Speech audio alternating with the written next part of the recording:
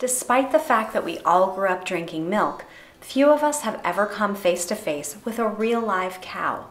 Contrary to popular belief, cows are intelligent, they make friends, form cliques, hold grudges, problem solve, and have powerful memories, just like the dogs and cats we love at home. As children, we're taught that cows are these magical milk machines that need to be milked. And many people even believe that we're doing cows a favor by milking them. We see commercials of happy cows grazing on rolling green hillsides and packaging that reinforces this facade. Take a deep breath and let's look at how milk, the foundation of all dairy products, is actually produced. With dairy, there are two sides to the equation. There's what happens to the mother and what happens to her baby. Let's start with mama. Just like humans and other mammals, female cows produce milk for their young. The difference on a commercial dairy farm is that cows are impregnated by a human using artificial insemination. And you don't even want to know how the semen is collected. Once pregnant, cows have a gestation period of 9 months, just like humans do. When her calf is born, she'll usually have no more than 1 or 2 days with her baby, and in some cases they're separated immediately to prevent the loss of even a drop of valuable milk, which would cut into the profits of the dairy industry. Like most moms, cows have powerful maternal instincts and are extremely distressed when their babies are taken away from them. Their anguished bellows can be heard for up to a mile away. Some cows are so distraught, they will even stop eating. You have to ask, is a bite of cheese really worth ripping a baby from his mother? As soon as her baby is taken away, mama is hooked up to a milking machine to take the milk that her body made for her calf. In nature, a cow produces just 12 to 15 pounds of milk each day and nurses her baby all day long. But in the majority of today's dairy operations, she will produce a staggering 50 pounds of milk daily, and the pressure of her painfully loaded udder will only be relieved by mechanical milking twice a day. As you can see, this is very different from the romanticized vision of a farmer sitting on an overturned pail hand milking a cow. Once her milk production declines after about a year, the traumatic cycle begins all over again. She will again be forcibly impregnated and suffer the heartbreak of losing another child, and again have to endure mechanical milking. This cycle will continue every year of her life until she is slaughtered as an adolescent at just 4 to 7 years old. The natural lifespan of a cow is 25 to 30 years. When she is all used up, can no longer produce milk, and is of no further use to the farmer, her body will be butchered for meat, most likely for hamburgers. Now let's talk about what happens to our babies. According to the USDA, 97% of calves are taken from their mothers within the first 12 hours after birth. If the calf is female, she'll endure the same fate as her mother. Once separated from mama, she'll be kept in a small, isolated pen like the one you see here, with barely enough room to move around. Because her own mother's milk was taken away, she's fed a milk replacement formula. She'll live like this for 6 to 8 months until she reaches puberty. In nature, this is the time when she'd be running and playing with other cows and bonding with her mom. But in the dairy industry, she's denied everything that's natural to her. As soon as she's fertile, she'll be impregnated just as her mother was, and she'll endure the same miserable cycle of birthing and grieving, artificial milking, and eventual slaughter.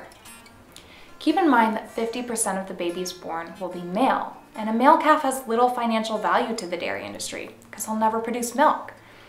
So he'll either be kept and raised for beef, he'll be slaughtered immediately for cheap veal, or he'll be sent to a torturous facility to become higher priced veal. Here he'll be fed an iron-poor diet until he becomes severely anemic and can barely move. His muscles will atrophy, and at just a few months of age, he'll be slaughtered. Many people know about the cruelty involved in the veal industry, and they condemn it, but the truth is that there's no separation.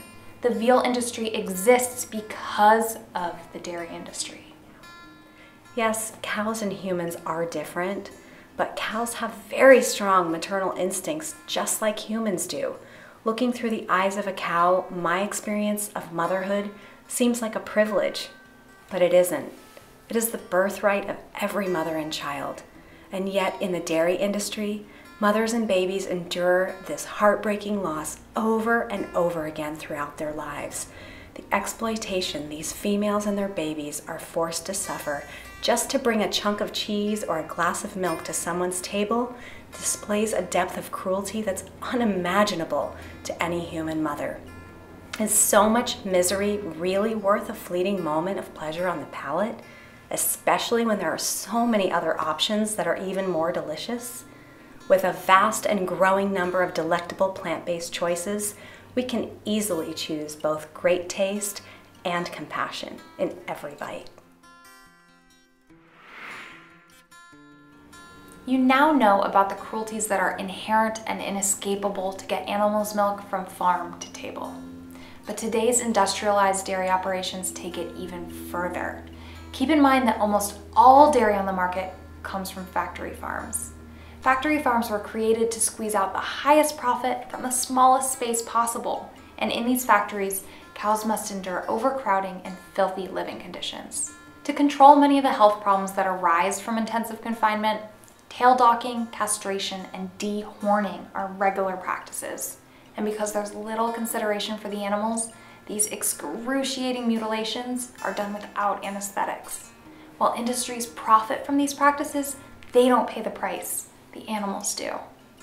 It's no surprise that when cows are standing in their own waste, injected with growth hormones, and have been bred to produce exponentially more milk than they would naturally, they suffer from afflictions like mastitis, a painful infection of the mammary glands. You know how there's a little bit of blood and pus in every carton of milk? Well, this is why. But what about organic, grass-fed, humane, local, family farms, and all those different marketing buzzwords you might see on labels? You may be surprised to learn that these terms don't guarantee better lives for the animals. The mechanics remain the same, including the unavoidable separation of baby from mother, painful surgical mutilations without anesthetic, factory-style milking, and premature slaughter.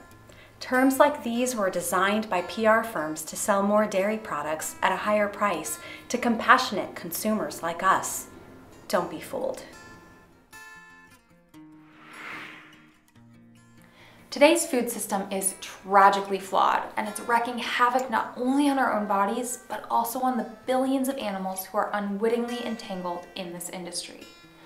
It's time we take a stand for kindness and choose milk that's made compassionately and sustainably from plants. Every dollar we spend at the grocery store is a vote. It's a vote for the kind of world we want to live in. Many people think that their food choices are personal, but remember that a choice is no longer personal the moment it affects someone else. And when you choose dairy, someone else suffers the consequences of your choice every time. Being educated about the dairy industry will help you make informed choices and sustain your success in dairy-free living. We know it hasn't been easy to hear this, but for the animals' sake, it is so important that you are their witness today. When I first learned all this, I felt awful knowing that I contributed to this cruel industry. The thing is that I didn't know before, and now that I do, I can make kinder choices. When we know better, we can do better. And Michelle and I are here to help you do just that.